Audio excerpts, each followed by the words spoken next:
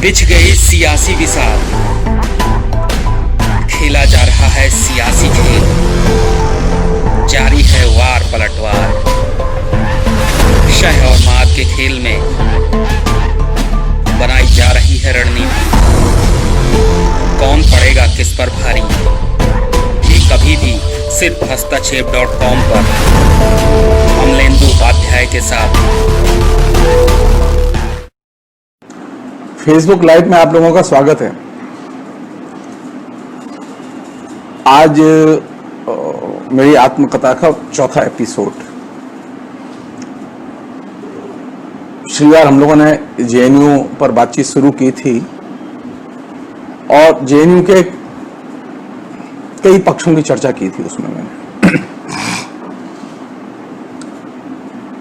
इस बार उसके आगे की कहानी पर बातें हैं।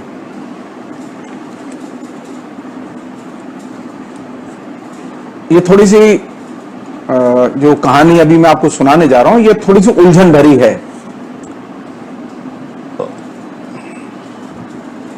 ये उलझन भरी कई तरह से है।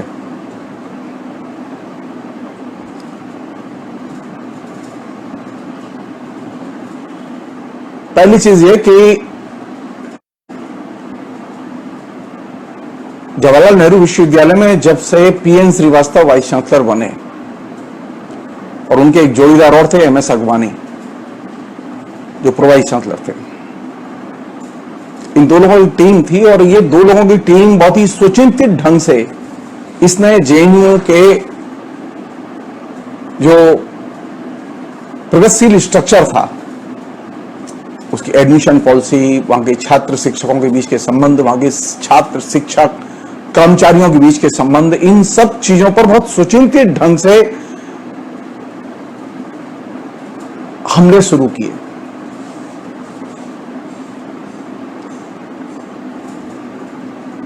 मेरी इच्छा ये नहीं है कि मैं यहां छात्र आंदोलन का मूल्यांकन करूं,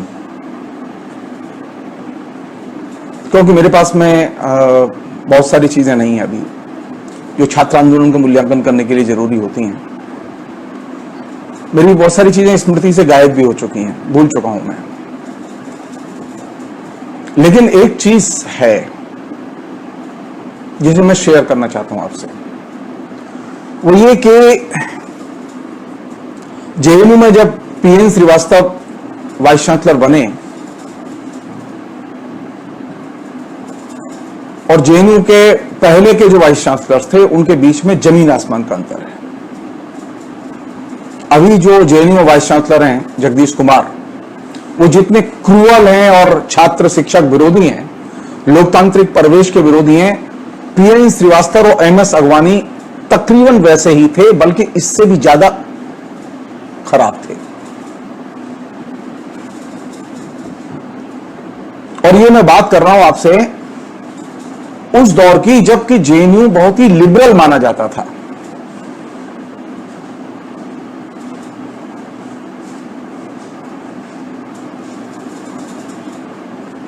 पीएन श्रीवास्तव साधारण आदमी नहीं थे।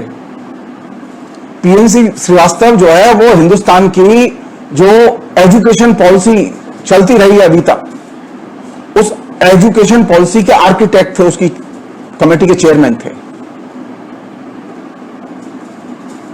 कांग्रेस ने उनको एक जमाने में अपने मेंबर के तौर पर जेनेवा में डिसआर्मामेंट के इंटरनेशनल कॉन्फ्रेंस में अपने प्रतिनिधि के तौर पर भेजा था जब वो वाइस चांसलर थे।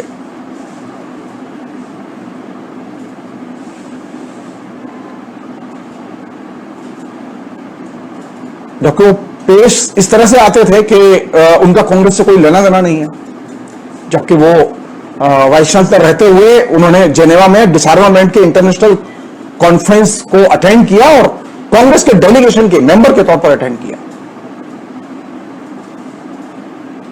तो अगर मुझसे आप बहुत ही स्पष्ट शब्दों में सुने तो मैं ये कहूंगा कि जेएनयू के विध्वंस की कहानी नरेंद्र मोदी और आरएसएस की सरकार ने 2014 में आने के बाद पूरी की है, लेकिन उसकी पहली स्क्रिप्ट या ये कहें अधूरी कहानी, उसकी कहानी की शुरुआत सबसे पहले पीएन श्रीवास्तव ने की थी। पीएन श्रीवास्तव ने जो काम किए और जो काम छोड़ दिए, उन्हीं कामों को टेकअप किया है नरेंद्र मोदी की सरकार ने और आरएसएस ने।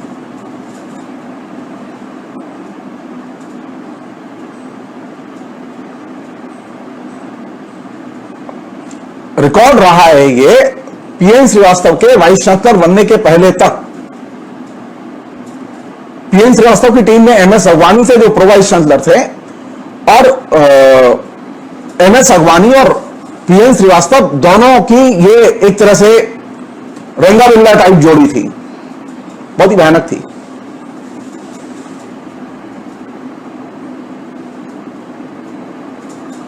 पीएन श्रीवास्तव को इसका श्रेय जाता है कि उन्होंने जवाहरलाल नेहरू विश्वविद्यालय के पूरे डेमोक्रेटिक स्ट्रक्चर को सबसे पहले डिसमेंटल किया। और कब किया उन्होंने? 1983 के मई आंदोलन को कुचलकर उन्होंने वही काम किया जो कि इन दिनों नरेंद्र मोदी की सरकार कर रही है।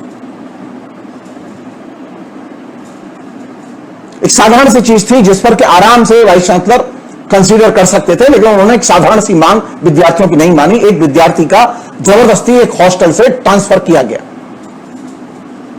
छात्र संघ की मांग थी कि इसको ट्रांसफर न किया जाए, ये जहां रहता है वहीं रहने दिया जाए इसे, लेकिन वाइस चांसलर ने ये बात नहीं मानी। उस विद्यार्थी का कोई कसूर नहीं था।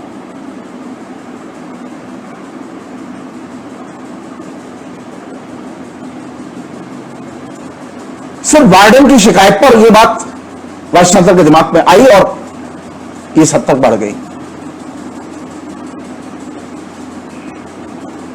और वो जानबूझ के बंद दे दी गई, क्योंकि बात का जो घटनाक्रम है वो इस बात की पुष्टि करते हैं। जब मई 11, 1983 के आंदोलन को जब कुचल दिया गया, उसके बाद जेएनयू सैनिटाइज क्लोजर डिक्लेयर की गई, सारे विद्यार्थियों को यूनिवर्सिटी कैंपस से निकाल दिया गया और 2 महीने तक यूनिवर्सिटी बंद रही। और जुलाई में जब यूनिवर्सिटी खुली तो 0 सेमेस्टर कर दिया गया, दाखिले नहीं हुए। जेएनयू में पहली बार ऐसा हुआ कि पहली बार जुलाई में दाखिले नहीं हुए। किसी भी सेंट्रल यूनिवर्सिटीज में 0 सेमेस्टर नहीं किया गया, लेकिन जवाहरलाल नेहरू विश्वविद्यालय में जुलाई 83 में 0 सेमेस्टर किया गया और दाखिले नहीं हुए। और इसके चलते बड़ी संख्या में तकरीबन 2000 के करीब स्टूडेंट कैंपस से बाहर निकल गए। और कैंपस का माहौल इस तरह का भयानक था, आप लोग कल्पना नहीं कर सकते।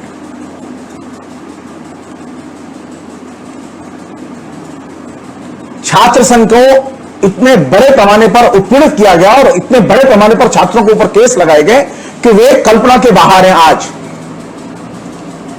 तकरीबन 400 से अधिक विद्यार्थियों को 15 दिन तक तिहाड़ जेल में बंद रखा गया। उनमें तमाम प्रतिभाशाली विद्यार्थी थे जो आज हिंदुस्तान की सबसे अच्छी पोस्ट पर काम कर रहे हैं, हिंदुस्तान के बाहर काम कर रहे हैं। उनमें वही विद्यार्थी था जिसको नोबेल प्राइज मिला अभी।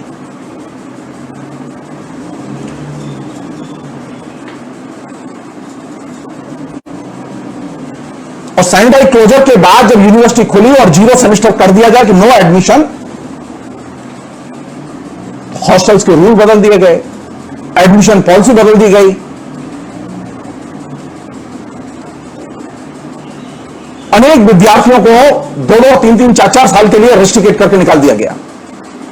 मैं उनकी लिस्ट मेरे पास नहीं है एग्जैक्टली, लेकिन उसमें अनेक विद्यार्थी थे, कई दर्जन विद्यार्थी थे।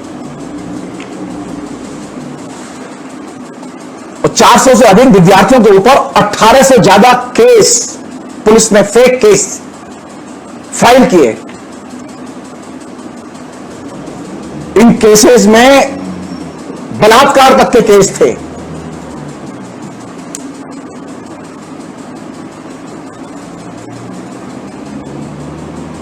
जब 84-85 में मैं स्टूडेंट्स यूनियन का प्रेसिडेंट बना, हम लगातार परसुएट कर रहे थे वाइस चांसलर को। संयोग की बात थी कि उस समय मैं स्टूडेंट फेडरेशन ऑफ इंडिया का वहां जेएनयू इकाई का मैं अध्यक्ष था और दिल्ली में उनका वाइस प्रेसिडेंट था।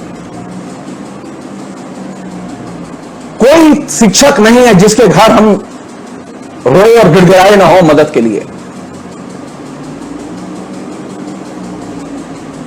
मई 83 के आंदोलन में छात्रों से एक गलती हुई कि जब घेराव तोड़ा गया तो घेराव तोड़ने के बाद में जो विद्यार्थी गिरफ्तार करके पुलिस ले गई, उसके बाद में विद्यार्थियों ने गुस्से में कुछ शिक्षकों के घरों पर पत्थर फेंके, तोड़फोड़ की, जो गलत था। हमने इसके लिए माफी मांगी। मैंने पब्लिकली नहीं, मैंने घर घर जाके माफी मांगी, प्रत्येक शिक्षक के घर जाके माफी मांगी, लेकिन शिक्षकों का दिल नहीं बदला। और मैं बहुत अफसोस के साथ इसे आपके सामने रखना चाहता हूं कि तमाम जो प्रगतिशील लेखक, इंटेलेक्चुअल्स, जो जवाहरलाल नेहरू विश्वविद्यालय के प्रगतिशील आंदोलन की आन बान शान माने जाते हैं, उन सब लोगों ने पीएन श्रीवास्तव के एक तमाम किस्म के जो चेंजेस थे, एडमिशन पॉलिसी में चेंज, हॉस्टल रूल्स में चेंज और एकदम बर्बर व्यवहार विद्यार्थियों के साथ, इन सारे के सारे फैसलों को एकेडमिक काउंसिल में इंडोर्स किया। मैं नाम नहीं लेना चाहता उन शिक्षकों का। हमने हर शिक्षक के घर जाके अनुरोध किया था और मुझे याद है अच्छी तरह से, उस समय सिर्फ 2 शिक्षक थे जो हमारे साथ थे। पूरे कैंपस में एकेडमिक काउंसिल में बोलने वाले सिर्फ 2 शिक्षक थे, प्रभात पटनायक और जीपी देशपांडे। और जीपी देशपांडे को तो इसकी कॉस्ट और भी ज्यादा देनी पड़ी कि जबकि 83 के बाद जब वहां विश्वविद्यालय में प्रोफेसरों के चयन की प्रक्रिया शुरू हुई, लोगों को प्रमोशन दिए गए, तो जीपी देशपांडे अकेले शिक्षक थे जिनको प्रमोशन नहीं मिला, और प्रोफेसर नहीं बनाए गए। उस समय सब प्रोफेसर हो गए क्योंकि जीपी देशपांडे ने बहुत मुखर भाव से हम लोगों का साथ दिया और आंदोलन का साथ दिया।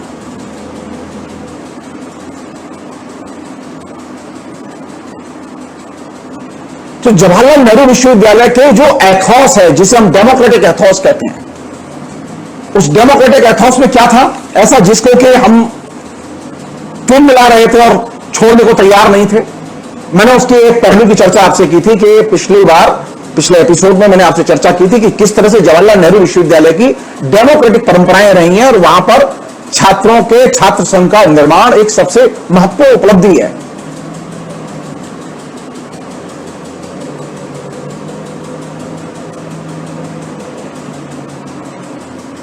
मैं एक शिक्षक के नाते नहीं, मैं एक विद्यार्थी के नाते भी जब सोचता हूं, पलट कर देखता हूं आज चीजों को, तो मुझे बहुत अंदर से पीड़ा होती है कि जो लोग कांग्रेस के अधिनायकवाद के खिलाफ लड़ना चाहते थे,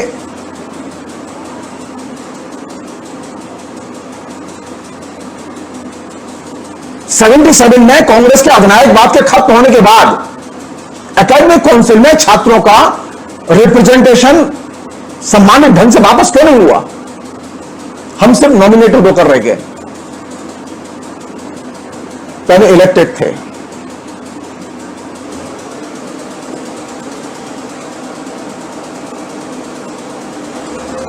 और यह प्रक्रिया इसके बावजूद, यानी छात्र संघ का प्रतिनिधित्व एकेडमिक काउंसिल में इसके बावजूद वापस नहीं लौटा कि जवाहरलाल नेहरू विश्वविद्यालय में प्रगतिशीलों का बहुमत था एकेडमिक काउंसिल में। जवाहरलाल नेहरू विश्वविद्यालय के प्रगतिशीलों का एक खास तरह का ढोंग रहा है, मैं ढोंग कहना चाहता हूं उसे। आप सरकार कोई भी रहे, उन्हें हिस्ट्री में स्वतंत्रता दे दे, वो हिस्ट्री में मौज करेंगे। सरकार कोई भी रहे, उन्हें इकोनॉमिक्स में स्वतंत्रता दे दे, वो इकोनॉमिक्स में मौज करेंगे। लेकिन वे सरकार की एजुकेशन पॉलिसी का विरोध नहीं करेंगे। सरकार की जवाहरलाल नेहरू विश्वविद्यालय में जो एडमिशन पॉलिसी है उसका विरोध नहीं करेंगे। यह कैसी प्रगतिशीलता है? यह कैसी प्रगतिशीलता है कि जहां आप नौकरी करते हैं, छात्र को इसके लिए चिंगारें, छात्र इसके लिए सैक्रिफाइस दें।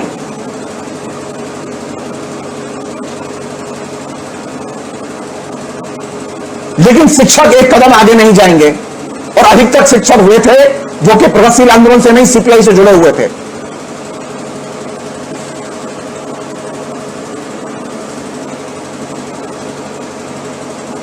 ये जो अभी दर्द दिखाई देता ना, अभी तो रिएक्शनरी गवर्नमेंट है और वो सीधे कन्फ्रंट कर रही है, सीधे हमने बोल रही है।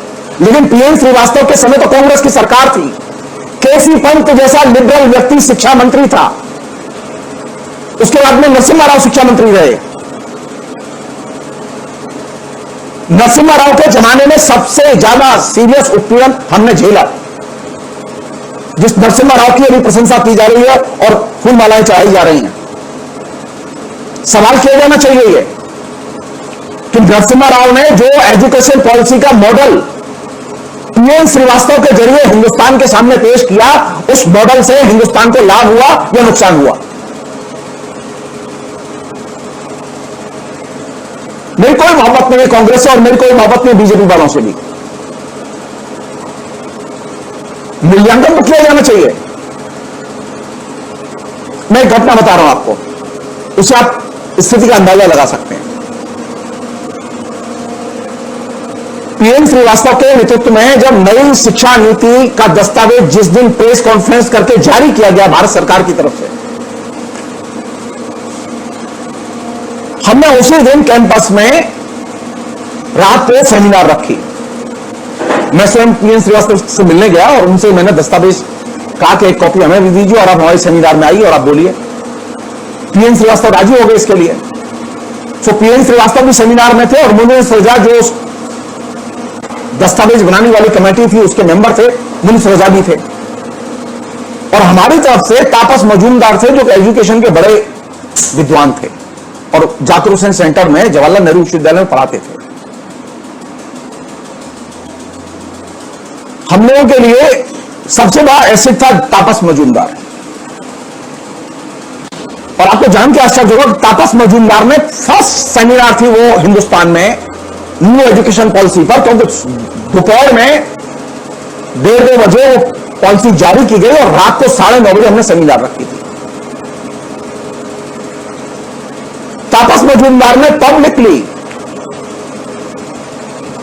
उनके पास डॉक्यूमेंट्स नहीं था, डॉक्यूमेंट्स मैं खुद उनको घर एक कॉपी पहुंचाने गया, उन्होंने कहा कि मेरे पास डॉक्यूमेंट नहीं है वो। और जाकिर हुसैन सेंटर जो जवाहरलाल नेहरू विश्वविद्यालय का एजुकेशन का सबसे महत्वपूर्ण सेंटर है पॉलिसी के लिहाज से, उस सेंटर के वे इससे एकदम अद्भुत विद्वान, हिंदुस्तान के एजुकेशन का उनसे बढ़िया विद्वान मैंने नहीं देखा। तापस मजूमदार ने सारे के सारे दस्तावेज को जर्रे जर्रे पे हमला करके एकदम उड़ा दिया।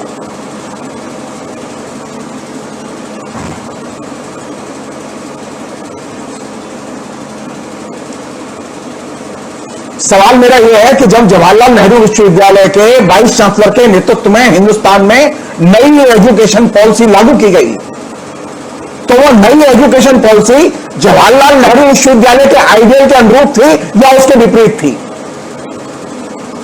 हम देश में चाहते थे जवाहरलाल नेहरू विश्वविद्यालय जैसे विश्वविद्यालय बने, हिंदुस्तान की शिक्षा का सुधार हो,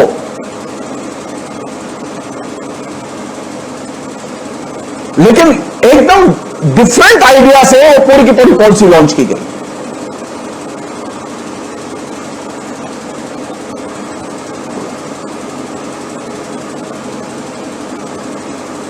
और कौन लोग उसके साथ खड़े थे? ये बहुत इंटरेस्टिंग होगा जानना कि जब न्यू एजुकेशन पॉलिसी लागू की गई तो जवाहरलाल नेहरू विश्वविद्यालय के अधिकांश शिक्षकों ने उस पॉलिसी का समर्थन किया।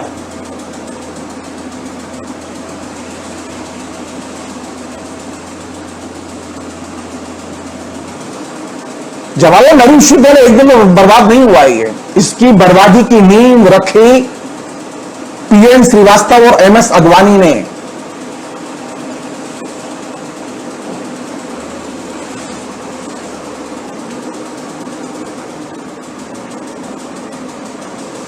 और इस एक दिन की चीज नहीं है। नीति के मामले पर जवाहरलाल नेहरू विश्वविद्यालय को लेकर नीति के मामले पर कांग्रेस और बीजेपी के बीच में नरेंद्र मोदी और नरसिम्हा राव के बीच में कोई फर्क नहीं है।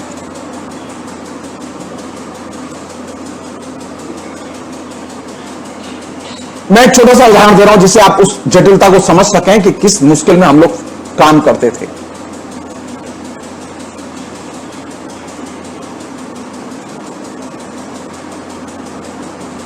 जिन लड़कों के खिलाफ में, जो लड़के सिर्फ जुलूस लेकर गए थे बसंत विहार पुलिस स्टेशन, और ये मांग करने के लिए गए थे कि जो घेराव ब्रेक करने के लिए 11 मई को घेराव ब्रेक करते हुए पुलिस जिनको उठा के ले गई है उनको छोड़ा जाए, सिर्फ इतनी सी मांग थी। लड़कों ने कोई अपराध नहीं किया था। मिसेस गांधी प्रधानमंत्री हुआ करती थी हिंदुस्तान की,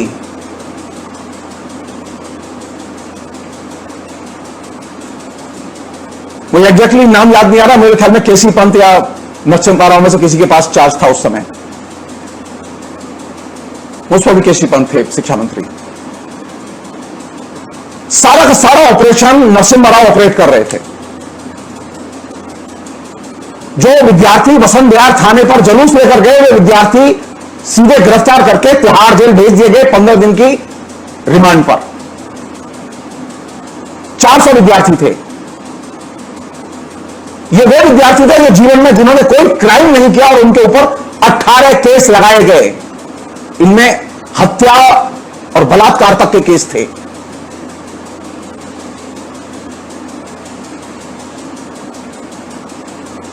संयोग से, मैं फिर कह रहा हूं, संयोग से मैं एकमात्र छात्र नेता था जिसको कभी सो कॉल्ड नोटिस नहीं मिला और जिसके खिलाफ कोई एक्शन नहीं हुआ। मेरे खिलाफ भी हो सकता था, लेकिन मैं बाई चांस बच गया।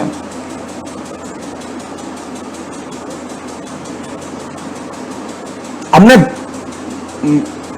कई लंबे समय तक, 1.5-2 साल तक हमने, 1.5-2 साल तक हमने बाकायदा अदालतों के चक्कर काटे केस खत्म कराने के लिए। वाइस चांसलर की चिरौरी की, किसी तरह से केस खत्म हो जाए। जब 84-85 में मैं प्रेसिडेंट बना तब वाइस चांसलर ने बड़ी मुश्किल से यह चीज कंसीडर की और वाइस चांसलर की पूरी कोशिश यह थी कि किसी भी तरह से विद्यार्थियों को सताया जाए। और आपको जान के आश्चर्य होगा, बलात्कार के केस सिर्फ लड़कों पर ही नहीं थे। उन 400 लड़कों में, 400 विद्यार्थियों में 67 लड़कियां भी थीं जिनके ऊपर रेप का केस लगाया गया था। इसे कहते हैं अंधा कानून और अंधा शासन। जिन लोगों की मेमोरी में अभी वर्तमान हावी है, वो लोग थोड़ा सा अतीत को भी देखें। ये अचानक जगदीश कुमार और नरेंद्र मोदी पैदा नहीं होते। जमीन पहले से पक रही थी, कैंपस में जमीन पक रही थी। अभी तो 4, 5, 10 विद्यार्थी एक्सपेल किए गए या उनको जुर्माने किए गए, जिसकी वजह से हम लोग उद्वेलित हैं।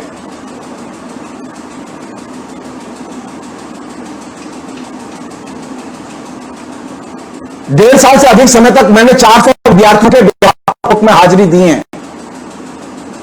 वो वकील अभी भी जिंदा हैं और यहां दिल्ली में प्रैक्टिस करते हैं, जिन्होंने फ्री ऑफ कॉस्ट केस लड़ा।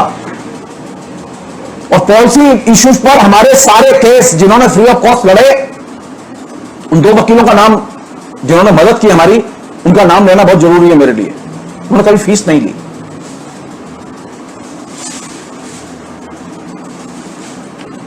उनमें एक बैरिस्टर थे हरदेव सिंह, जिन्होंने केस लड़े।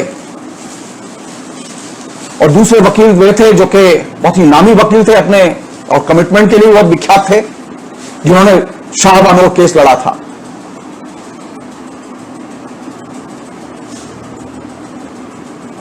भारत सरकार ने बड़ी बेशर्मी के साथ में अपनी तमाम किस्म की जो पॉलिसीज थी उनको कोर्ट में डिफेंड किया और हम लोग केस हार गए।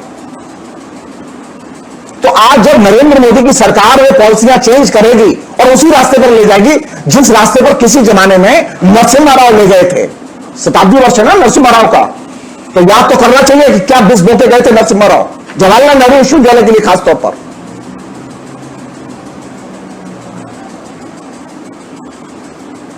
नरसिम्हा राव की केंद्रीय भूमिका थी जवाहरलाल नेहरू विश्वविद्यालय को डैमेज करने में।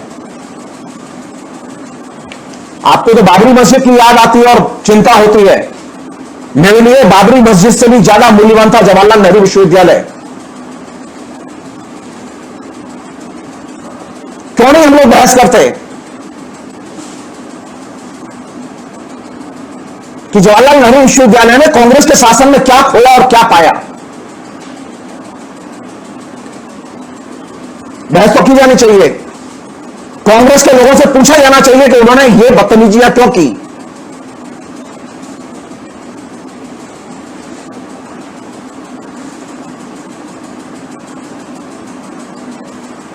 मैं फिर रिपीट कर रहा हूं, मेरी नरेंद्र मोदी की बदतमीजियों को ढकने का कोई इरादा नहीं है। नरेंद्र मोदी ने और नरेंद्र मोदी की सरकार ने जवाहरलाल नेहरू विश्वविद्यालय और उनके छात्रों के साथ जो अपमानजनक व्यवहार और जो अनडेमोक्रेटिक डिक्टेटोरियल व्यवहार किया है, वो निश्चित तौर पर अक्षम्य है। उसकी किसी भी कॉज पर किसी भी तर्क से हिमायत नहीं की जा सकती।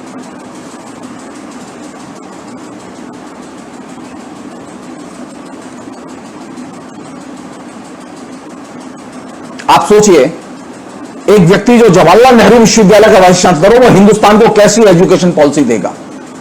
आप यहां से सोचिए खाली। पीएन श्रीवास्तव ने हिंदुस्तान को जो एजुकेशन पॉलिसी दी, वो एजुकेशन पॉलिसी एकदम उस लक्ष्य के विपरीत थी जिस लक्ष्य के लिए जवाहरलाल नेहरू विश्वविद्यालय बना था।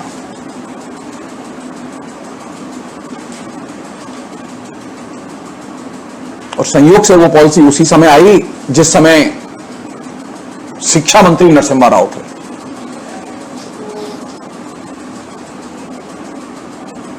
'84 में वो पॉलिसी आती है और मैं बिल्कुल एकदम जिसे कहें कि फ्लैट हूं ये देख के कि 84 के बाद 2000 तक हमने क्या अर्जित किया एजुकेशन पॉलिसी से। अब एक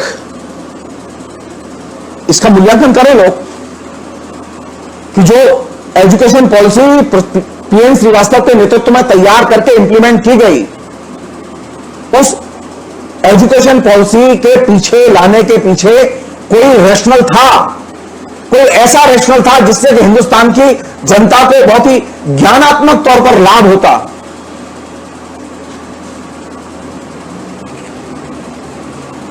हाँ, एक काम हुआ उससे। वो काम क्या हुआ? वो काम ये हुआ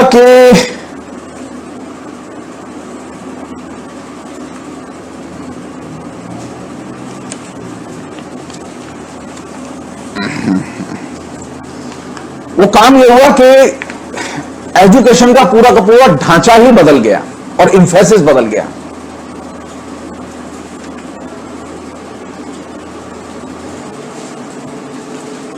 अब प्रयोजनमूलक एजुकेशन को महत्वपूर्ण एजुकेशन मान लिया गया। ज्ञान केंद्रित एजुकेशन अब महत्वपूर्ण नहीं रह गई, जिसे हम लोग वोकेशनल एजुकेशन कहते हैं, जिसमें कि ऐसी शिक्षा दो जो तत्काल रोजगार दिलाए, ऐसी पुस्तक पढ़ाओ जो तत्काल काम दिलाए। अब हमें ज्ञान की जरूरत नहीं थी, नौकरी की जरूरत थी।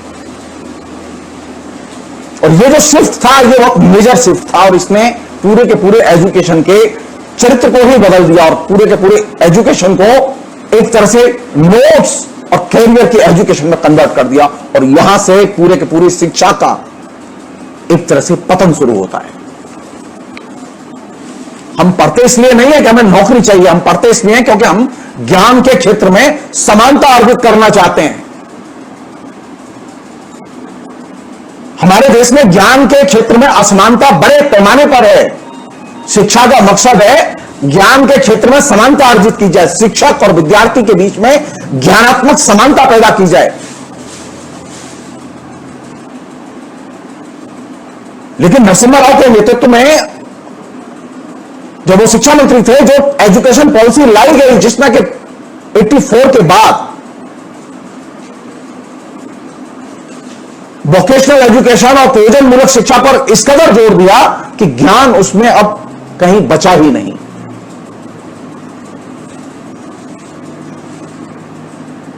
यह कहना गलत है, यह कहना गलत है कि जेएनयू में कांग्रेस के लोगों ने सब पुण्य के काम किए, यह कहना गलत है। हम सब लोग जानते हैं आपातकाल को।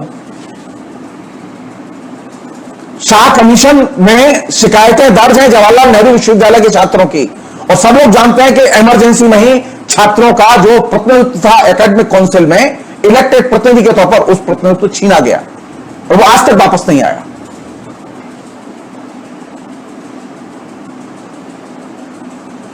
ये इसके बावजूद नहीं आया जबकि यूपीए 1 को तो लेफ्ट सपोर्ट करता था।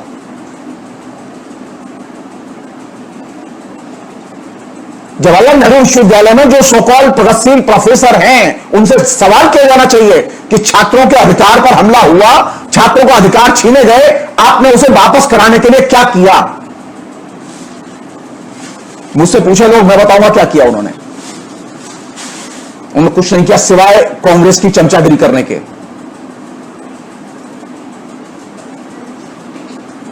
तो सबसे बड़ी चुनौती कहां है? जवाहरलाल नेहरू विश्वविद्यालय में आत्मकथा लिखी जाएगी, जवाहरलाल नेहरू विश्वविद्यालय में बात की जाएगी, तो क्या गंगा ढाबे में बात की जाएगी? क्या सतेज हॉस्टल में जिसमें मैं रहता था उस पर बात की जाएगी? उस पर भी बात करेंगे हम। लेकिन जवाहरलाल नेहरू विश्वविद्यालय का मकसद था, एक बड़ा मकसद था जिसकी वजह से जवाहरलाल नेहरू विश्वविद्यालय स्थापित किया गया। मकसद क्या था वो?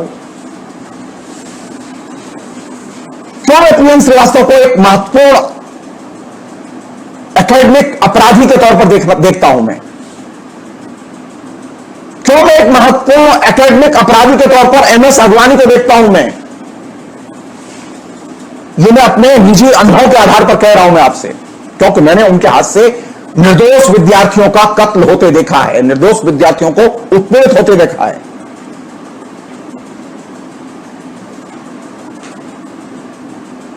मैं आउटसाइडर नहीं था, मैं इनसाइडर था।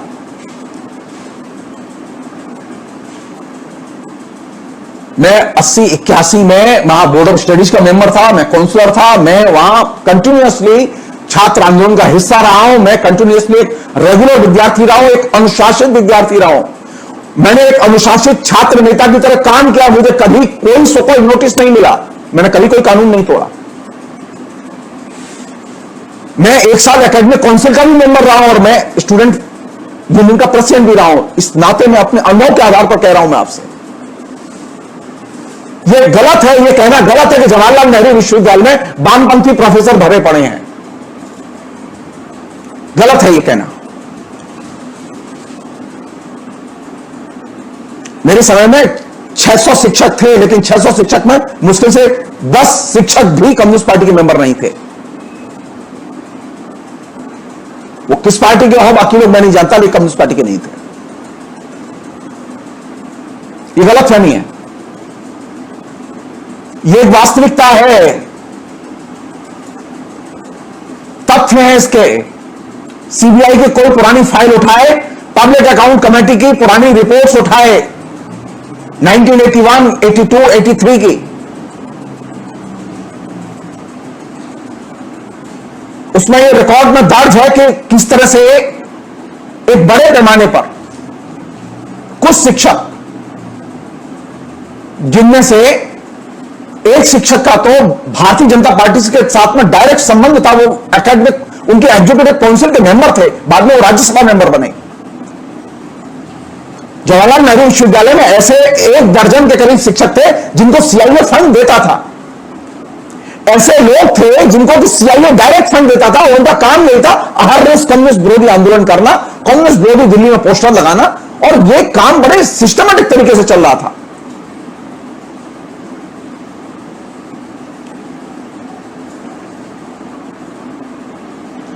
जवाहरलाल नेहरू विश्वविद्यालय को साधारण विश्वविद्यालय नहीं था। ये बीजेपी के लोग दूध के धुले नहीं थे।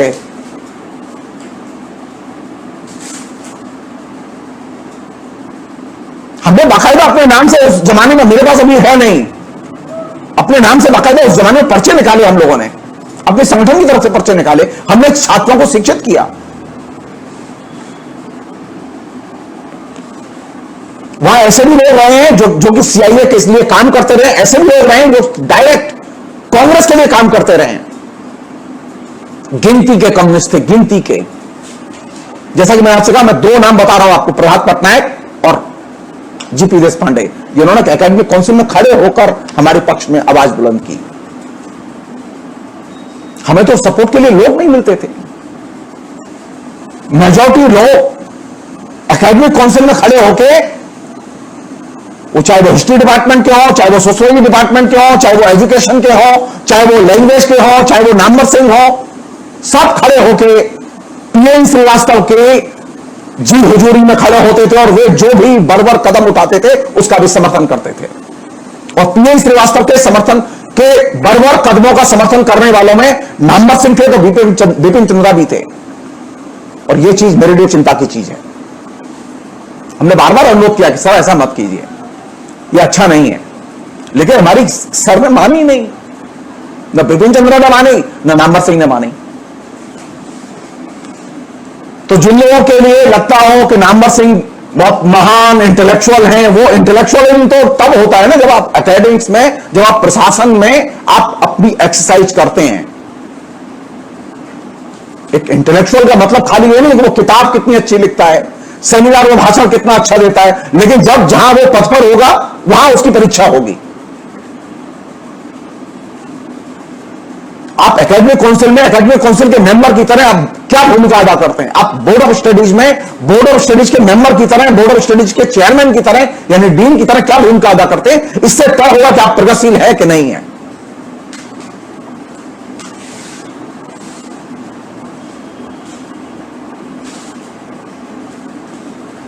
यह मिथ मेकिंग है, यह मिथ मेकिंग है कि जवाहरलाल नेहरू विश्वविद्यालय बाम का गढ़ है, यह मिथ मेकिंग है। बल्कि मैं बहुत विनम्रता से कहना चाहता हूं, जवाहरलाल नेहरू विश्वविद्यालय में उस समय भी एक बड़ा सेक्शन था जो रिएक्शनरी था और खुल्लम खुल्ला कांग्रेस के साथ में उसके तमाम जो गलत कदम थे एजुकेशन के उनका समर्थन करता था। और ये अपने आप में एक चिंता की चीज है। ये एक अन्य पहलू है जिसमें कि हमें कायदे से ध्यान देना चाहिए। वो ये कि जवाहरलाल नेहरू विश्वविद्यालय की स्थापना क्यों की गई? मैंने जो सीखा, जो मैंने विषय रखा, मैं सीखा, मेरे लिए दूसरी थी कि जवाहरलाल नेहरू विश्वविद्यालय बनाया क्यों गया? क्योंकि ये 69 में विश्वविद्यालय बना और जब ये बना तो उसकी कहानी एक अलग है, लेकिन मैं एक दूसरे स्पेस में इसे ले जाना चाहता हूं, दूसरी जगह ले जाना चाहता हूं इस पूरी डिस्कोर्स को। हमारे यहां जो परंपरा रही है वो ये कि हम जानते नहीं विश्वविद्यालयों का काम क्या है। पहली बार विश्वविद्यालय के काम को परिभाषित करने की कोशिश की गई नए सिरे से, नए तरीके से, और उसके लिए यह सोचा गया कि विश्वविद्यालय का लक्ष्य है सार्वजनिक प्रवेश निर्मित करना, जिसे हम लोग पब्लिक स्फीयर कहते हैं। विश्वविद्यालय काम क्या है? सार्वजनिक स्पेस निर्मित करना, एक ऐसा सार्वजनिक स्पेस जिसमें सब लोग अपनी बात कह सकें, सब लोग एक दूसरे को शेयर कर सकें।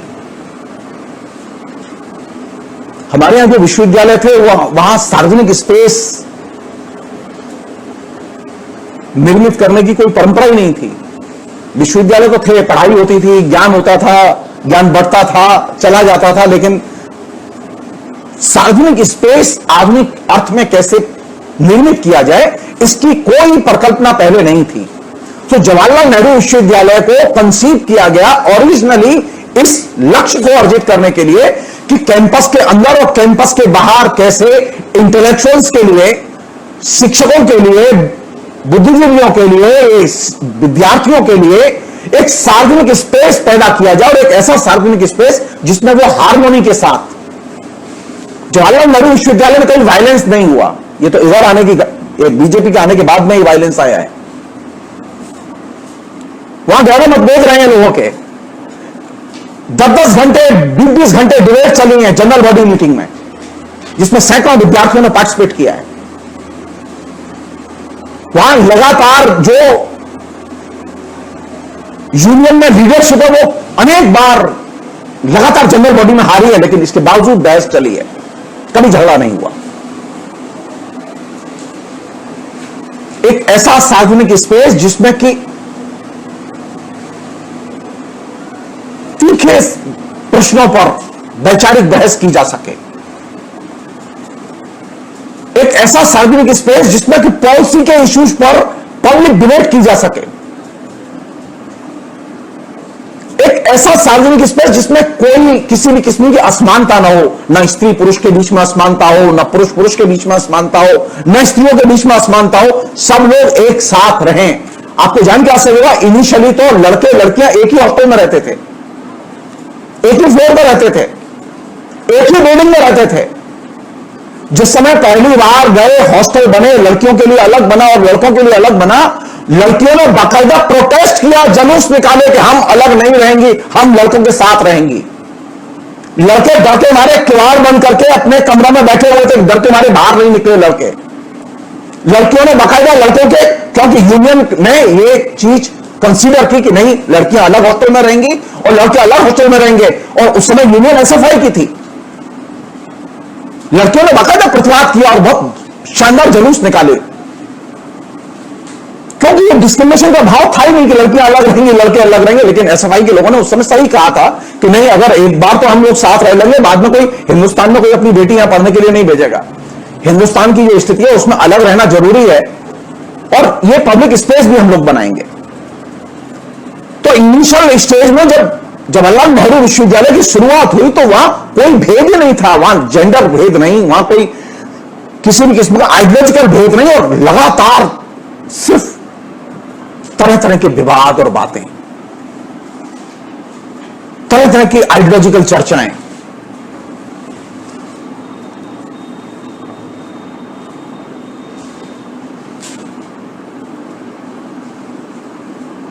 सवाल यह कि ये जो पब्लिक स्पेस क्रिएट किया गया,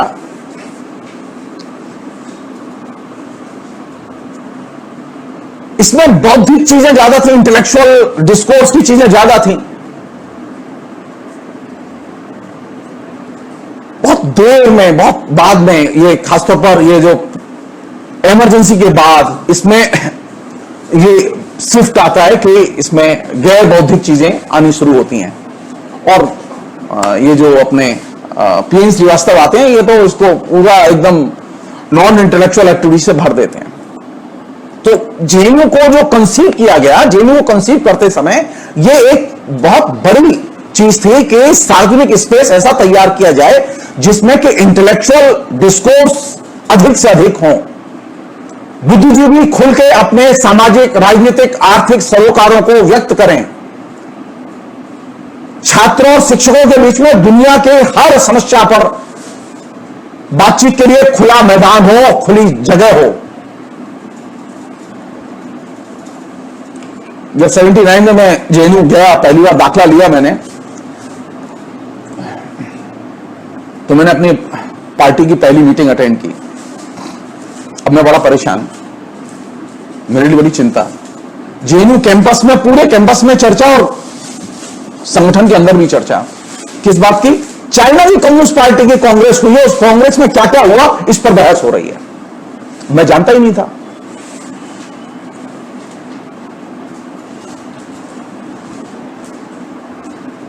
मुझे लगा कि अब तक जितना पढ़ा था सब बेकार है। यहां तो जो प्रश्न कोई पेरिस में उठ रहा है, कोई पीकिंग में उठ रहा है, कोई वाशिंगटन में उठ रहा है, कोई फिलिस्तीन के इलाके में उठ रहा है, रामल्ला में उठ रहा है, यहां वो प्रश्न डिस्कस किए जा रहे हैं। और तेहरान में क्या हो रहा है ये डिस्कस किया जा रहा है। तो जवाहरलाल नेहरू विश्वविद्यालय का माहौल वह था जिसमें कि दुनिया में कहीं पर भी कुछ भी घटे, उस पर जवाहरलाल नेहरू विश्वविद्यालय के छात्र, जवाहरलाल नेहरू विश्वविद्यालय की दीवारें और पोस्टर, जवाहरलाल नेहरू विश्वविद्यालय के शिक्षक खुलकर उन पर अपने विचारों का आदान प्रदान कर सकें और उनमें कोई मतभेद न हो। मतभेद का मतलब उनमें कोई मारपीट न हो, झगड़े न हो, उनमें वैचारिक भिन्नताएं थीं।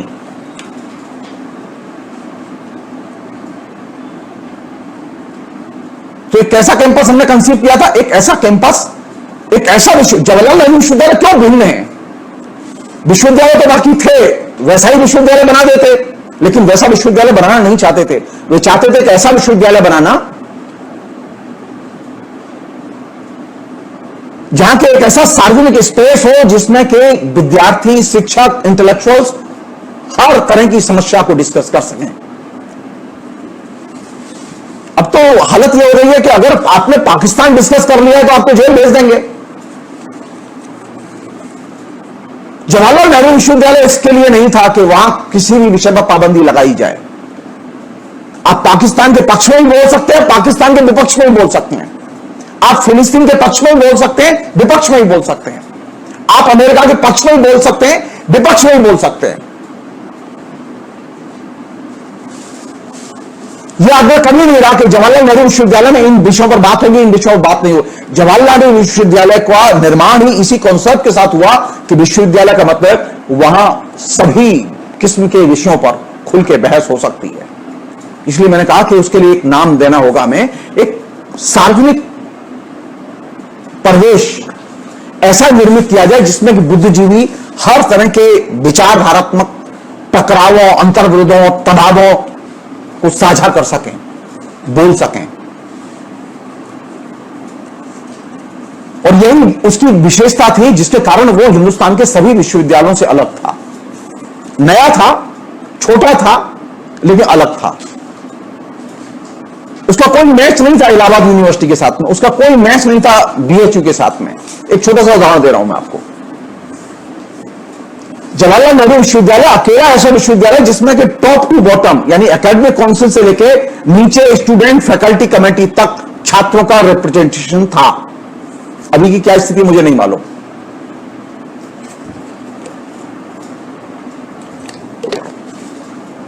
हालत यह थी कि अभी भी है कि वहां मेस कमेटी का भी इलेक्शन होता है। हॉस्टल में मेस कमेटी है, वो मेस कमेटी मेस संचालित करती है। खाना क्या बनेगा, कैसा बनेगा, अच्छा बनाए कि बुरा बनाए, मेनू क्या होगा, कहां से सामान खरीदा जाएगा, ये सारे फैसले मेस कमेटी लेती थी। और मेस कमेटी में इलेक्टेड छात्र प्रतिनिधि होते थे जो उस हॉस्टल में रहते थे।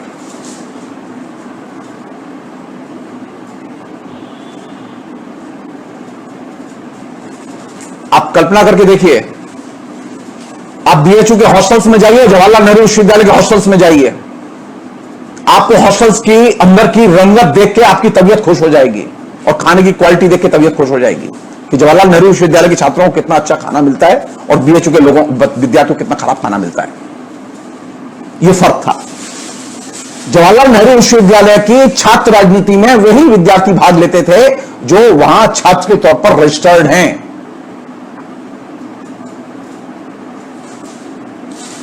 छात्रों का हर स्तर पर रिप्रेजेंटेशन, छात्रों की राय के बिना कोई भी चीज लागू नहीं की जाएगी, ये स्पिरिट डेढ़ ढंग से विश्वविद्यालय के अंदर विकसित की गई।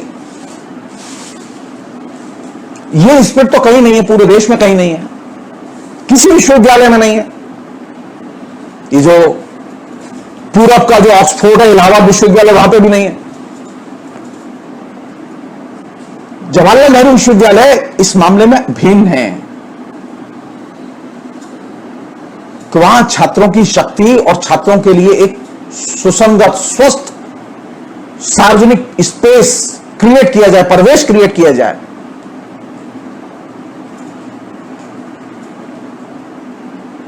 मैं आपको एक एवरेशन की घटना बता रहा हूं। मैं ईयर एग्जैक्टली मुझे याद नहीं आ रहा है, वो 82 की घटना है या 82 घटना है या 83 घटना है, याद नहीं आ रहा है मुझे। लेकिन एक घटना, एक लड़का था जो कि दादा टाइप था,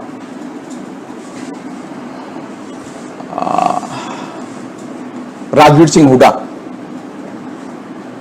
और उसने उस जमाने में बहुत ही टेरर पैदा किया था कैंपस में। वो दिल्ली विश्वविद्यालय में छात्र नेता था कांग्रेस का, जवाहरलाल नेहरू विश्वविद्यालय में मजदूर नेता था कांग्रेस का। और हालत यह थी कि साहब वो बुरी तरह से उसने दहशत पैदा कर दी कैंपस में। अब वो कैंपस में आता था, इसके बावजूद उसको आउट ऑफ बाउंड डिक्लेयर कर दिया था, इसके बावजूद वो आता था। तो कांग्रेस के लोगों का उसके ऊपर बड़ा हर्ष था, और वो जो उस समय लोकसभा स्पीकर थे उनका चहेता था।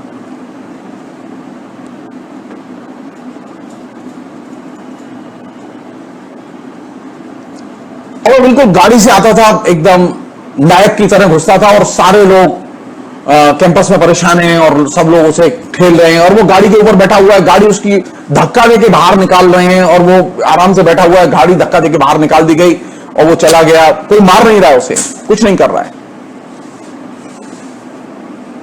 और उसने अल्टीमेटली चौकीदारों में भी एक यूनियन बना ली तमाम जाटों की।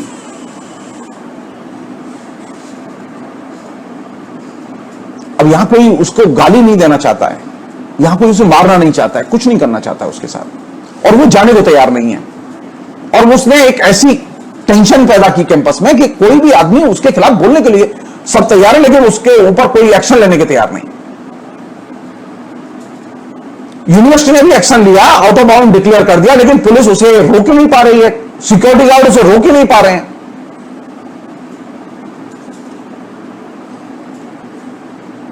एक दिन सुबह दुखी होकर मैंने तय किया कि मैं राजवीर सिंह हुड्डा को मारूंगा। मैं एकदम पतला सा और वो एकदम लहीम सहीम 6.5 फुटी, बहुत ही सुंदर उसका व्यक्तित्व। वो अपनी एक लड़की दोस्त को सुबह ही सुबह गाड़ी से छोड़ने झेलम हॉस्टल आया।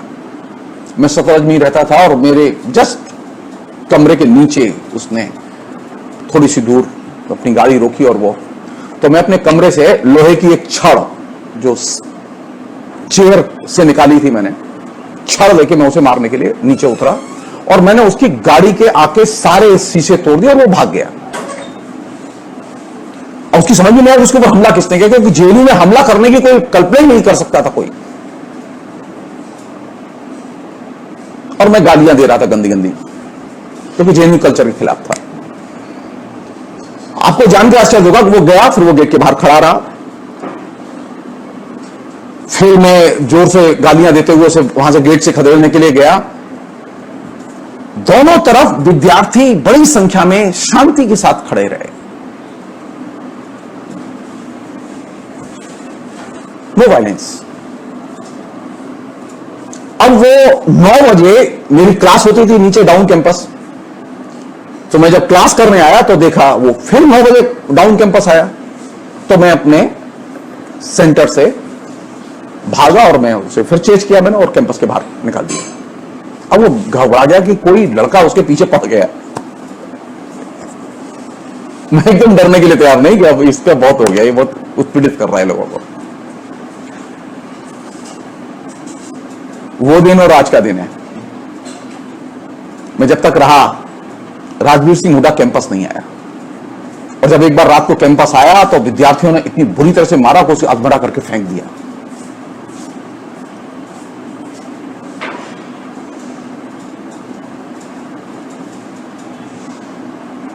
ये मैं घटना इसलिए बता रहा हूं कि कैंपस में बाकायदा सुनियोजित ढंग से अपराधी और गुंडे भेजने की भी परंपरा रही है। ऐसा नहीं है कि वहां सतयुग था और अभी कलयुग आ गया है।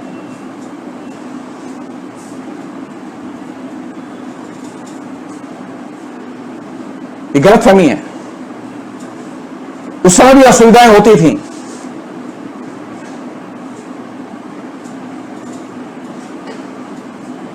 एक अन्य चीज किस तरह की धांधली होती थी उसका एक और उदाहरण दे रहा हूं मैं आपको, बहुत ही सटीक उदाहरण दे रहा हूं। एक प्रोफेसर थे जो साइंस पॉलिसी में प्रोफेसर थे, उनका नाम था प्रोफेसर धीरेन्द्र शर्मा। जब पहली बार हम लोगों की वाइस चांसलर से मुलाकात हुई और वहां वो साइंस पॉलिसी सेंटर में थे और साइंस पॉलिसी सेंटर डिसमेंटल हो गया था, उसके बाद में वो जर्मन सेंटर से कर दिए गए। मैंने बातचीत में ऐसे ही एक दिन पता किया तो मुझे लगा कि आदमी तो बहुत फेक है। मैं क्षमा चाहता हूं शर्मा जी अगर सुन रहे हो तो मैं कुछ कर नहीं सकता इसमें। तो मैंने वाइस चांसलर से यूनियन के हम डेलीगेशन में गए थे, हमने शिकायत की कि नहीं उनकी डिग्रियां ठीक नहीं है। उनकी जांच की गई और उनकी डिग्रियां फेक पाई गई। अब आप सोचिए, लंदन से शास्त्री करके आए थे धीरेन्द्र शर्मा, लंदन में शास्त्री की डिग्री कहीं दी ही नहीं जाती। वाइस चांसलर ने जांच में पाया कि उनकी डिग्री फेक है तो उनको टर्मिनेट कर दिया गया। और धीरेन्द्र शर्मा का अपॉइंटमेंट जब टर्मिनेट किया गया तो आपको जान के आश्चर्य होगा कि दुनिया के 7 नोबेल लॉरिएट और कम से कम 70 प्रोफेसरों ने, जो विज्ञान के टॉप प्रोफेसर थे, उन्होंने उनके निकाले जाने का विरोध किया। एक आदमी जिसका विज्ञान से कोई संबंध नहीं, एकदम फेक, और वो प्रोफेसर के तौर पर अपॉइंट किया गया।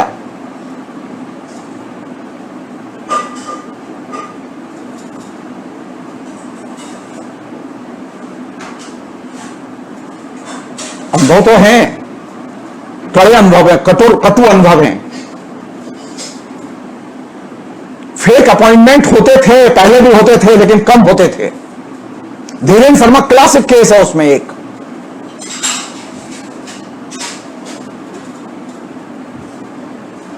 हम लोगों के लिए तो रास्ता सब बंद है। अब भविष्य में करियर तो हमारा होगा ही नहीं, क्योंकि सब लोग जब भी जाए तो वाइस चांसलर के अपने करियर के बारे में नहीं सोचते। तो हम कहते थे क्या करियर के बारे में सोचे, पहले ये अभी छात्र आंदोलन के बारे में सोचना यही बहुत है, करियर के बारे में नहीं सोचते। जवाहरलाल नेहरू विश्वविद्यालय में जो लोग छात्र राजनीति करते थे वो करियर के बारे में नहीं सोचते थे, और खासतौर पर स्टूडेंट फेडरेशन के जो लोग थे उन्होंने करियर के बारे में कभी नहीं सोचा, क्योंकि वो जानते थे कि नौकरी मिल भी सकती है और नहीं भी मिल सकती है। तो नौकरी एक इशू नहीं था। इशू क्या था कि हम छात्रों के बीच में हैं, तो हमें छात्रों के बीच में उनके अधिकारों को लेकर और जो कैंपस जिस लिए बनाया गया उस चीज को लेकर हमें एक हेल्दी पॉलिटिकल एनवायरनमेंट और एकेडमिक एनवायरनमेंट पैदा करने के लिए हमें काम करना चाहिए।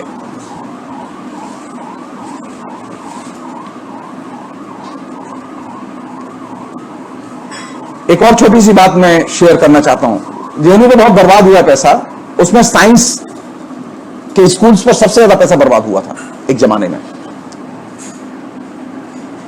82, 83 में, 81 में बाकायदा पब्लिक अकाउंट कमेटी ने स्क्रीनिंग की, जानने की कोशिश की, और छात्रों के प्रयत्नों का ही फल था।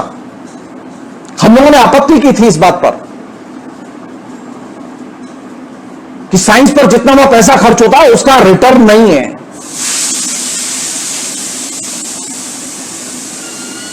रिटर्न का मतलब उतने साइंस के बड़े प्रमुख प्रतिष्ठानों में जो रिसर्च पेपर हैं वहां पब्लिश नहीं होते, जो रिसर्च पत्रिकाएं वहां जेएनयू के लोगों के पेपर पब्लिश नहीं होते।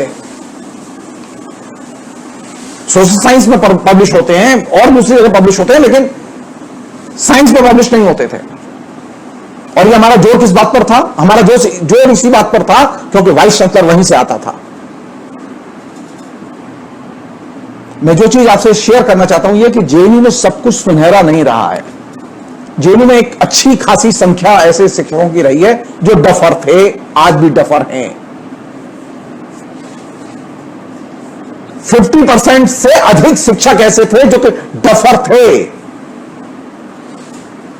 जिन्हें ठीक से पढ़ाना भी नहीं आता था। ये अपॉइंटमेंट किसके जमाने में हुए? किसने किए ये अपॉइंटमेंट? अगर आपने शुरू से ही एकेडमिक इंटेलेक्चुअल्स के लिए वो जगह छोड़ी होती और बनाई होती तो आज ये दशा नहीं होती। नरेंद्र मोदी साहस नहीं कर पाते जवाहरलाल नेहरू विश्वविद्यालय में घुसने का।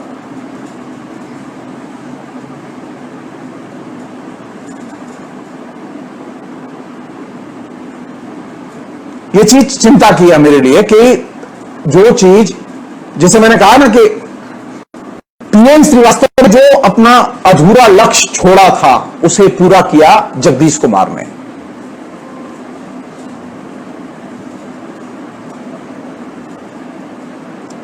यस, आराधना प्रताप ने एक बहुत सही बात ध्यान दिलाई है मुझे। एक और दिक्कत थी, वो दिक्कत क्या थी? जवाहरलाल नेहरू विश्वविद्यालय में अनेक लैब हैं और बहुत ही महत्वपूर्ण लैब हैं, बहुत महत्वपूर्ण काम होते हैं, लेकिन वहां रेडियो एक्टिव मटेरियल को, वेस्ट जो होता है उसको डिस्पोज करने का कोई सिस्टम नहीं था।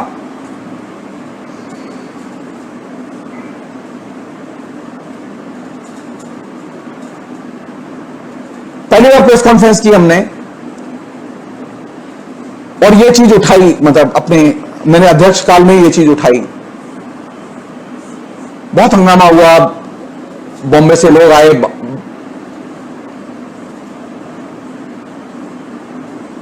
वाइस चांसलर ने कहा आपने ये सब क्या किया? मैंने कहा नहीं, ये हम चाहते नहीं है, ये इसको किसी भी तरह से आप कंटिन्यू करें। बाद में इस बात पर सहमति बनी जांच के बाद में सही पाई गई शिकायत हमारी कि हाँ यहां रेडियो एक्टिव जो मटेरियल है वो ऐसे ही पड़ा रहता है, उसके कोई डिस्पोजल की कोई व्यवस्था नहीं है, तो बाद में उसके लिए बाकायदा पहल करके सिस्टम बनाया गया।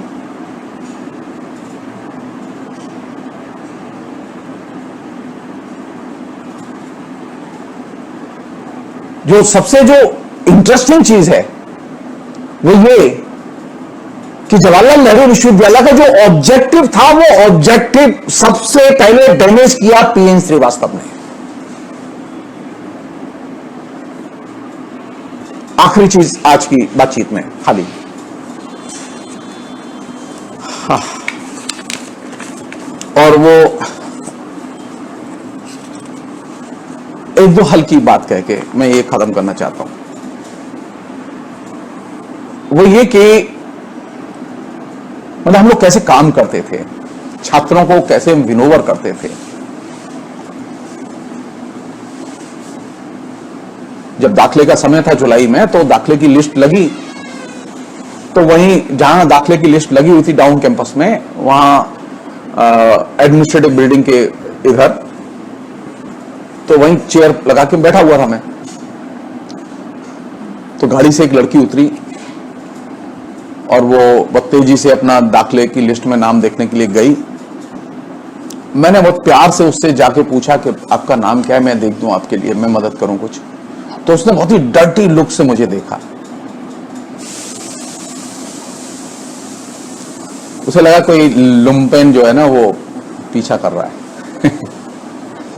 उसने जवाब नहीं दिया मेरी बात का, और उसने लिस्ट में नाम देखा और वो अपनी गाड़ी में जाके बैठ गई।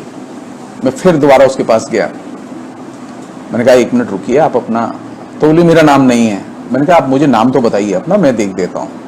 तो उसने नाम बताया मुझे। मैं पलट के गया, मैंने लिस्ट देखी, उसका नाम था। मैं लौट के आया, मैंने कहा आपका नाम है, आप एडमिशन ले लीजिए कल आके। खुश हो गई वो, चली गई। लेकिन उसने बहुत ही डर्टी लुक से देखा। वो घटना मैं भूला नहीं हूं कभी भी। और उस लड़की ने जब दाखिला ले लिया, दाखिला लेके वो हॉस्टल आ गई, और हॉस्टल में आके उसने गोदावरी में हॉस्टल लिया। तो वो अपने मित्रों के साथ में बैठी हुई थी नीलगिरी पर, ढाबे पर। तो मैं, जो सबसे बड़ा सुख था वो ये था कि हम लोग दिन भर घूमते रहते थे, विद्यार्थियों से बात करते रहते थे। तो मैं लाइब्रेरी से घूमते हुए आया नीलगिरी ढाबे पर, तो मैं लोगों से हेलो कर रहा था सबसे। तो जिस ग्रुप में वो लड़की बैठी थी, उस ग्रुप में भी लड़कों से मैंने हेलो की। तो उसने, लड़की ने एक लड़के से पूछा जो उसके पास बैठा था कि ये कौन है लड़का। तो उसने कहा ये तुम इसे नहीं जानती? बोले कि नहीं। बोले हमारा स्टूडेंट्स यूनियन का प्रेसिडेंट है, बहुत प्यारा लड़का है।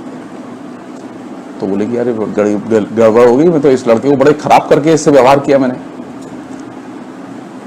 अरे बोले कि खराब करने की जरूरत ही नहीं थी, तुम थोड़ा सा अच्छे से पूछती तो ये वैसे ही तुम्हारी मदद कर देता। बोले कि मैंने तो बहुत खराब व्यवहार किया।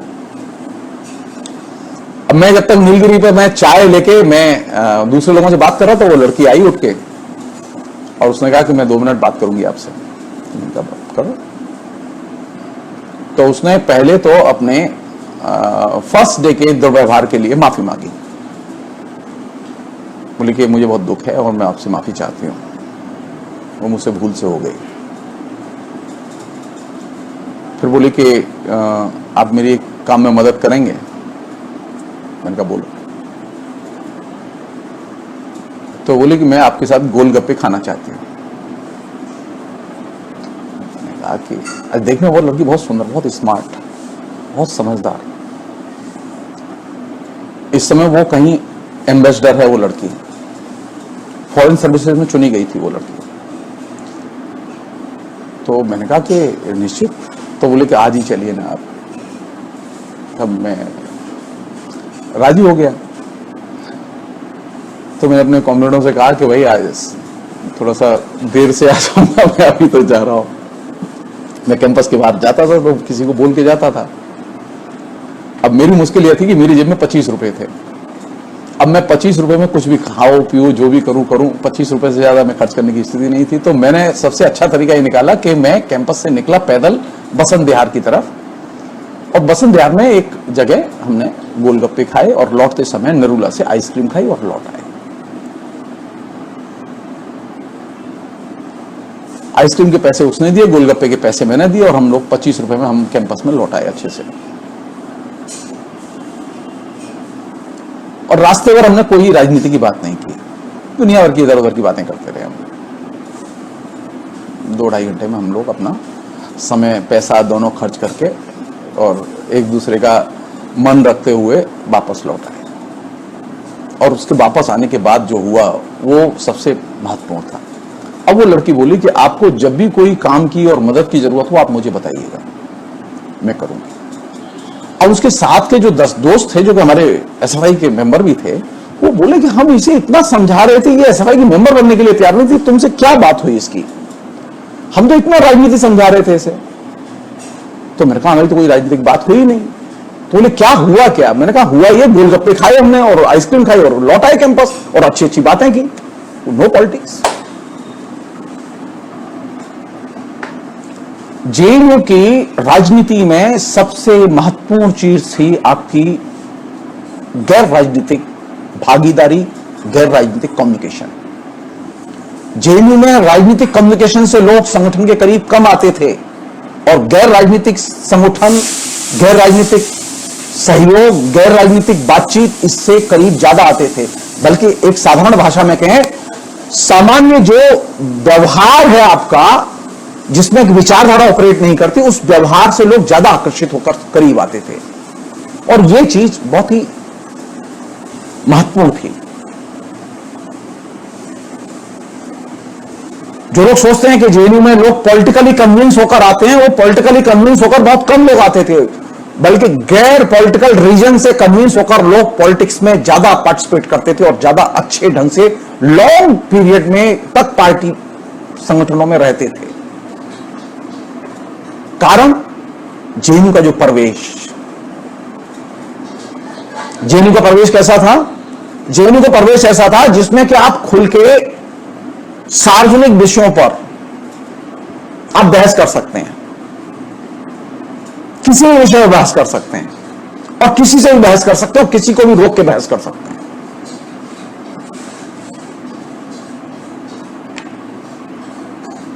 और ये जो सार्वजनिक स्पेस था, इस सार्वजनिक स्पेस की बनावट वो कुछ इस तरह की थी कि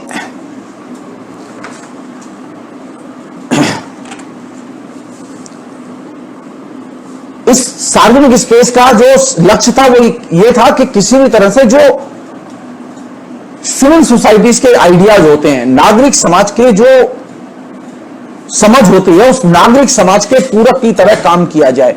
नागरिक समाज को कैसे बनाया जाए, कैसे उसको समृद्ध किया जाए, इस दिशा में जेएनयू के विद्यार्थी सोचें। इसलिए यह भी देखा गया कि जेएनयू से जो लोग निकलते थे या जेएनयू में जो लोग पढ़ते थे, वे सिविल सोसाइटी आंदोलन का खुलकर समर्थन करते थे। उसमें ऐसे भी लोग थे जो कि लेफ्ट के साथ थे, ऐसे भी लोग थे जो कि सोशलिस्टों के साथ थे, ऐसे भी लोग थे जो फ्रीथिंकरों के साथ थे, कांग्रेस के साथ थे, लेकिन वे सभी लोग नागरिक समाज के सहयोगी की तरह, पूरक की तरह काम करते थे। यही वजह कि जेएनयू से पढ़कर जो विद्यार्थी निकले हमारे समय में, उनमें से सभी की भूमिका जो है वो किसी न किसी रूप में एक सिविल सोसाइटी के निर्माण में महत्वपूर्ण भूमिका रही है। आज भी वो लोग काम कर रहे हैं। एक अच्छे नागरिक के निर्माण में जेएनयू की बहुत बड़ी भूमिका रही। जेएनयू में छात्र सिर्फ छात्र नहीं बनता, बल्कि एक अच्छा नागरिक बनता है। जेएनयू छात्र नहीं बनाता, जेएनयू एक अच्छा नागरिक बनाता है, और एक ऐसा नागरिक जो कि सिविल सोसाइटी के पूरक की भूमिका अदा करे। इसलिए लोगों को सबसे ज्यादा परेशानी होती है कि जेएनयू के लोग इतने जागरूक क्यों होते हैं। जेएनयू के लोग जागरूक इसलिए होते हैं क्योंकि जेएनयू के छात्रों के पास में नागरिक चेतना होती है, और यह नागरिक चेतना वह सार्वजनिक स्पेस, वह सार्वजनिक परिवेश वह देता है जो कैंपस ने निर्मित किया है। और यह परिवेश और यह वातावरण दूसरे विश्वविद्यालयों में नहीं है। इसलिए वहां विद्यार्थियों को ये परेशानी रहती है, वे जेएनयू के विद्यार्थियों के साथ में मैच नहीं कर पाते। जेएनयू के विद्यार्थियों के सामान्य तौर पर चेतना जो है वो नागरिक अधिकारों से लैस होती है। साधारण से साधारण विद्यार्थी की भी चेतना में नागरिक अधिकारों के प्रति एक रेस्पेक्ट का भाव था उस समय। अभी तो स्थिति एकदम बदल गई है। अभी तो जेएनयू के विद्यार्थियों में एक वर्ग ऐसा पैदा हो गया है जो नागरिकों के अधिकारों के हनन के पक्ष में खड़ा होता है।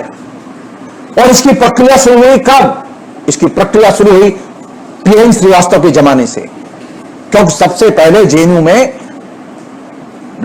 विद्यार्थियों के नागरिक अधिकारों पर हमले कैंपस में शुरुआत की पीएन श्रीवास्तव ने। तो जेएनयू में बात करते समय कौन सी चीज महत्वपूर्ण लगती है हमें?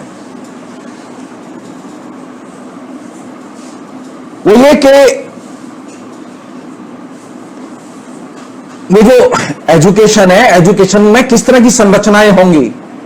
जेएनयू ने कौन सी चीज दी? जेएनयू ने दी कि जो एजुकेशन होगी, लेकिन एजुकेशन की संरचना कैसी होगी? Democratization of education system. हर स्तर पर छात्रों की, शिक्षकों की भागीदारी। हर स्तर पर जो फैसलेकुन कमेटी है, उस फैसलेकुन कमेटी में, क्योंकि शिक्षा किसके लिए है? शिक्षा विद्यार्थियों के लिए, छात्रों के लिए। तो छात्रों की बात को हर हालत में तरजीह दी जाए। पाठ्यक्रम बनना है तो छात्रों की राय ली जाएगी, खाना बनना है तो मेस में तो विद्यार्थियों की राय ली जाएगी, कोई भी नीति बननी है कैंपस की तो विद्यार्थियों की राय ली जाएगी, विद्यार्थी जो कहेंगे वह माना जाएगा।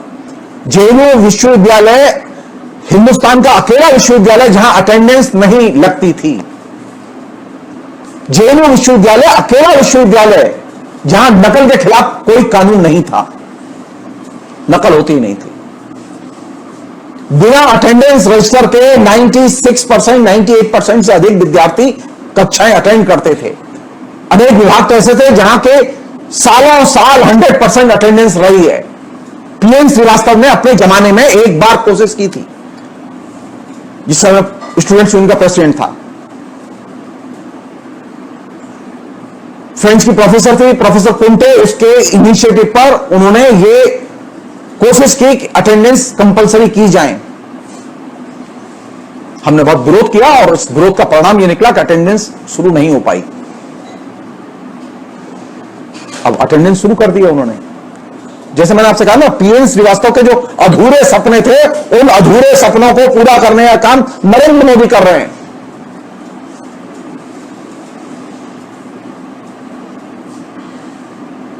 क्योंकि जेएनयू में विद्यार्थी शिक्षक के बीच में कोई भेद नहीं था। कोई किसी भी विभाग में विद्यार्थी अपने शिक्षकों के घर तक जा सकता था। एकमात्र ऐसा कैंपस है जिसमें शिक्षकों के घर और हॉस्टल, विद्यार्थियों के हॉस्टल सब पास पास बने हुए हैं।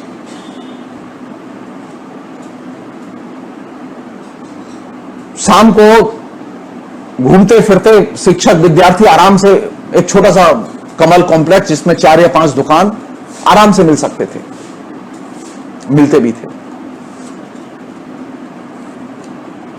तो जेएनयू में दूसरा लक्ष्य था, जेएनयू का एक सार्वजनिक प्रवेश के अलावा दूसरा लक्ष्य था शिक्षा का एक ऐसा मॉडल बनाया जाए जो कि एकदम लोकतांत्रिक हो। लेकिन पीएन श्रीवास्तव ने जो एजुकेशन पॉलिसी हिंदुस्तान को दी वो तो एकदम अलोकतांत्रिक थी। उसमें डेमोक्रेटाइजेशन के लिए कोई जगह ही नहीं थी।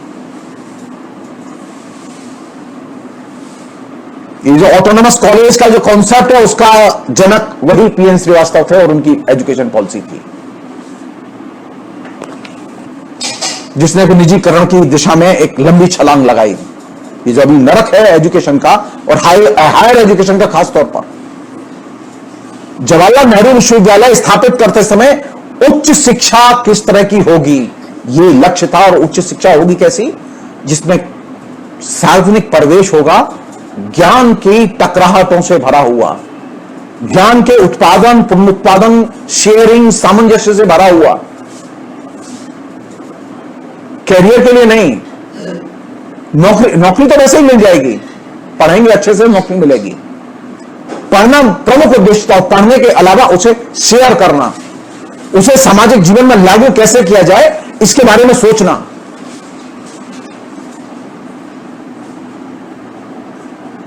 जब कोई विद्यार्थी क्लास में ह्यूमन राइट्स के बारे में पाठ पढ़ता था तो उसकी इच्छा होती थी कि ईरान में जब ह्यूमन राइट्स के वायलेशन हो रहे हैं तो वो ईरान के ह्यूमन राइट्स के वायलेशंस के खिलाफ में जेएनयू में जुलूस निकाले। फिलिस्तीन पर जब इजरायलियों के हमले हो रहे हैं तो उन हमलों के खिलाफ में जेएनयू में जुलूस निकाले जाएं। जेएनयू में जो पढ़ाया जाता था विद्यार्थी उस पर अमल करते थे।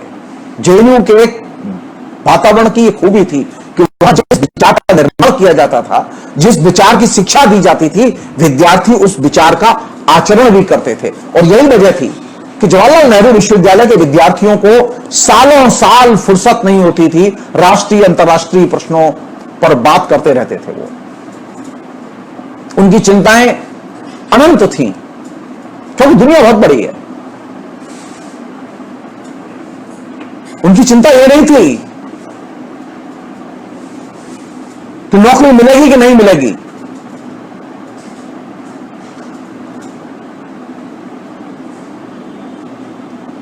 एक विद्यार्थी है जो हम लोगों के साथ पढ़ता था, नाम है सुब्रतो।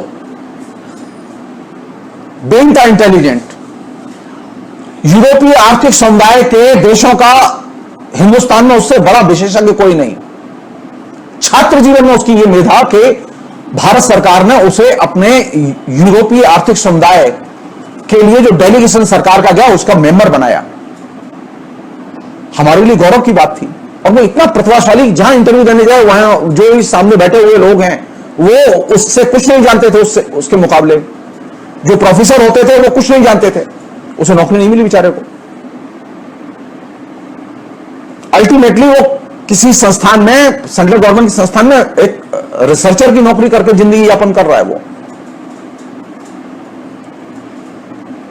जवाहरलाल नेहरू विश्वविद्यालय में मेधा का जिसे कहें विस्फोट हर क्षेत्र में। बीइंग द टैलेंटेड ब्रिलियंट लोग कहां से आए? यही हिंदुस्तान, पिछड़ा हुआ हिंदुस्तान, गरीब हिंदुस्तान। क्योंकि जवाहरलाल नेहरू विश्वविद्यालय ने जो एक सार्वजनिक परिवेश निर्मित किया, वह परिवेश ज्ञान के फलने फूलने के लिए सबसे अनुकूल परिवेश था। ज्ञान के फलने फूलने के लिए प्राथमिक शर्त है कि विद्यार्थी निसंकोच भाव से किताब तक जा सके और अपने शिक्षक के पास तक जा सके। जवाहरलाल नेहरू विश्वविद्यालय में यह फैसिलिटीज थी कि विद्यार्थी डायरेक्ट लाइब्रेरी में जाके किताब खोज सकता था, और अगर उसे कोई किताब नहीं मिल रही है और बाजार में आ गई है तो वो जाके लाइब्रेरियन को कहे, लिख के दे, लाइब्रेरियन खरीद के मंगवा के उसे देगा, लाइब्रेरियन मंगाएगा उस किताब को। क्योंकि विद्यार्थी की केयर करना लाइब्रेरियन का धर्म है।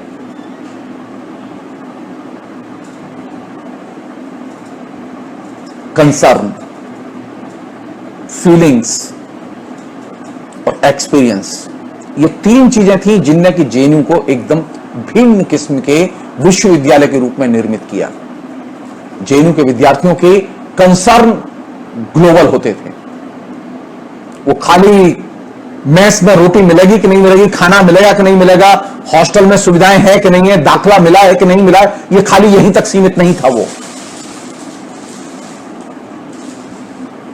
उसकी चिंता यह भी थी कि वाशिंगटन में क्या हो रहा है, उसकी चिंता यह भी थी कि फिलिस्तीन के इलाके में क्या हो रहा है, उसकी चिंता यह भी थी कि अफगानिस्तान में सोवियत संघ की सेनाएं क्यों आई हैं।